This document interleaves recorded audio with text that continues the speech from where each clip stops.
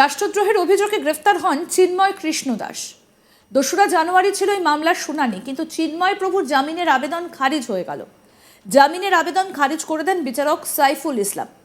বৃহস্পতিবার চট্টগ্রামের মহানগর দায়রা জজ আদালতে ছিল জামিন মামলার শুনানি। এর আগে চিন্ময় কৃষ্ণ দাসের শুনানি মামলায় কোনো আইনজীবী সওয়াল করতে পারেননি তার হয়ে, তবে আজ তেমনটা হয়নি। এমনকি রিপোর্ট অনুযায়ী চিন্ময় কৃষ্ণের আইনজীবী জানান, আজকের শুনানিতে নাকি শান্তিপূর্ণভাবেই অনুষ্ঠিত হয়েছে। তবে সোশ্যাল মিডিয়ায় একাধিক ভিডিও ভাইরাল হয়েছে, যেখানে দেখা গেছে চরম বিশৃঙ্খলা। কোর্ট চত্বরে শোনা গেছে আল্লাহু আকবর স্লোগানও। আপনাদের সেই ছবি দেখাবো 25শে নভেম্বর, যেদিন তাকে গ্রেফতার করা হয়েছিল। 1 মাসেরও বেশি সময় হয়ে গেল জেলবন্দি রয়েছেন চিন্ময় কৃষ্ণ দাস। যেদিন তাকে গ্রেফতার করা হয়েছিল, অর্থাৎ 25শে নভেম্বর, সেদিন কি পরিস্থিতির সৃষ্টি হয়েছিল আর আজকে কি পরিস্থিতির সৃষ্টি হয়েছে, এই দুটো ছবি আপনাদের দেখাবো। প্রথমে দেখাই 25শে নভেম্বরের ছবি, যেদিন চিন্ময় কৃষ্ণ দাসকে গ্রেফতার করেছিল বাংলাদেশ পুলিশ। দেখুন।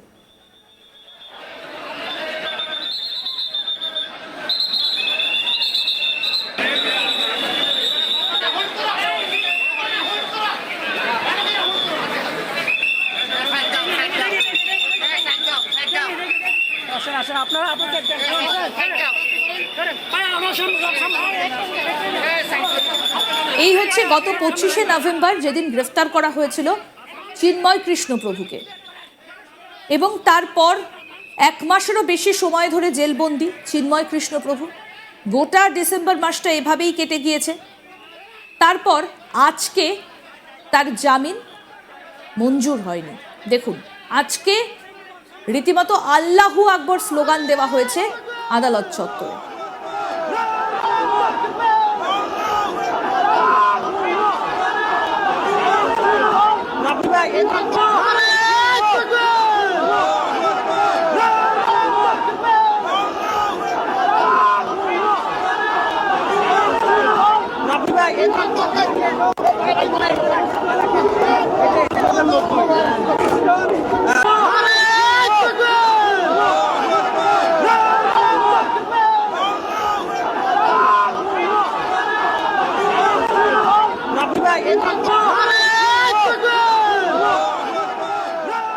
এই নিয়ে প্রতিক্রিয়া দিয়েছেন ইসকনের ভাইস প্রেসিডেন্ট রাধারমন দাস। তিনি জানান, আশা হারালে চলবে না, জামিন খারিজ বিষয়টা ঠিক হলো না। তিনি বলেন, মামলা হাইকোর্টে গেলে হয়তো কোর্টের বাইরে এবং ভেতরে নিরাপত্তা প্রদান করা যাবে। কি বলছেন কলকাতা ইসকনের ভাইস প্রেসিডেন্ট রাধারমন দাস, শোনাবো। আশাই জীবন আছে, আশা হারালে তো চলবে না। কিন্তু গোটা বিশ্ব আজকে অনেক আশায় ছিল কি আজকে চিন্ময় কৃষ্ণ বিচার পাবেন, মুক্তি পাবেন, কিন্তু বিলটা রিজেক্ট হয়েছে, উইচ ইজ ভেরি আনফর্চুনেট। কিন্তু একটা ছোট পজিটিভ জিনিস এটা কি ওনার যে 10টা 11টা যারা লয়ার ছিল, আইনজীবীরা যারা সুপ্রিম কোর্ট থেকে এসছিল, ওরা আজকে কোর্টে দাঁড়িয়ে ওনার পক্ষ রাখতে পারলো। আমরা এটাই আশা করি কি যখন এই মামলাটা হাইকোর্টে যাবে, আপিল করবে ওরা, তখন ওখানকার গভর্নমেন্ট আইনজীবীদের কোর্টের ভেতরে আর কোর্টের বাইরে ওরা সুরক্ষা প্রদান করতে পারবে।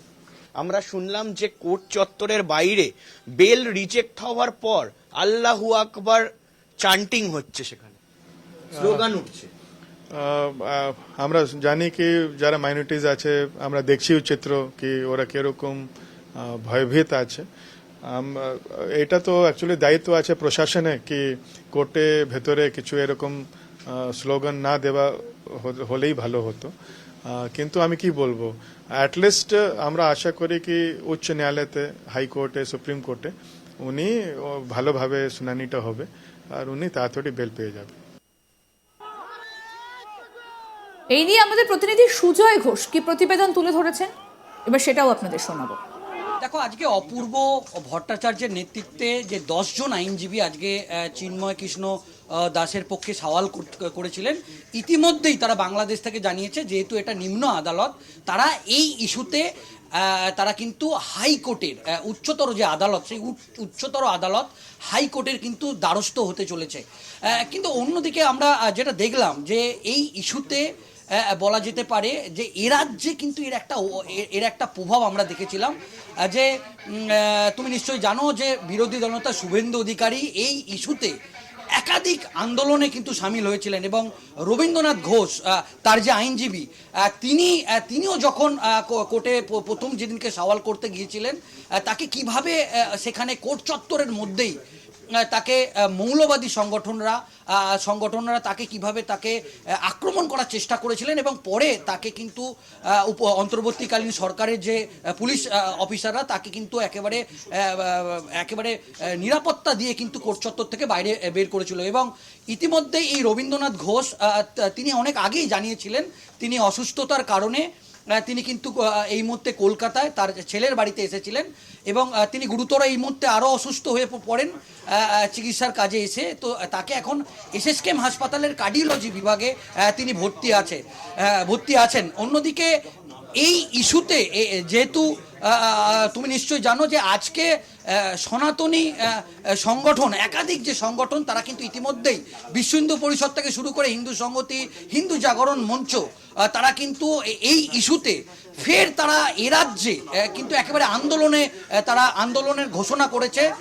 এবং আমরা যেটা জানতে পারছি রাধারমন দাস তিনিও ইসকনের যিনি ভাইস প্রেসিডেন্ট তিনি বলেছেন যে এটা একেবারেই তারা আশা করেনি। দেখো আমরা যেটা জানতে পারছি যে কোর্টের যে ভিতরে আজকেও কিন্তু একেবারে খুব ভয়ঙ্কর পরিস্থিতি তৈরি হয়েছে, বিরাট গন্ডগোল ইতিমধ্যেই দেখা গিয়েছে। এবং যেটা জানা যাচ্ছে যে এই 10 জন আইনজীবী অপূর্ব ভট্টাচার্যের নেতৃত্বে 10 জন আইনজীবীকে পুলিশ খুব একেবারে কঠোর আঁটোসাঁটো ব্যবস্থায় কোনো ক্রমে কোর্ট থেকে বার করেছেন।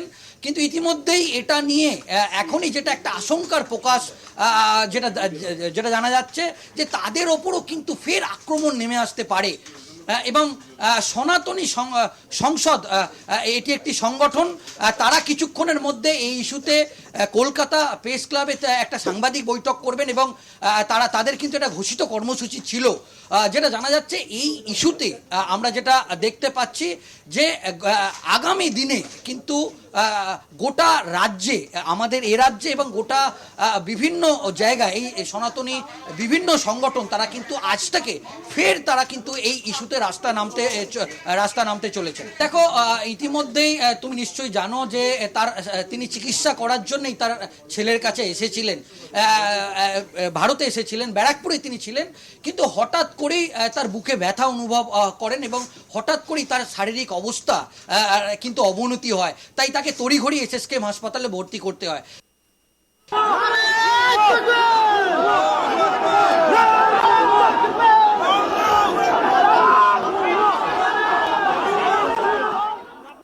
আরো আপডেট পেতে দেখতে থাকুন আজ তাক বাংলা। সাবস্ক্রাইব করুন, নোটিফিকেশন পেতে বেল বাটন অপশন প্রেস করুন, হোয়াটসঅ্যাপে ফলো করুন আজ তাক বাংলা।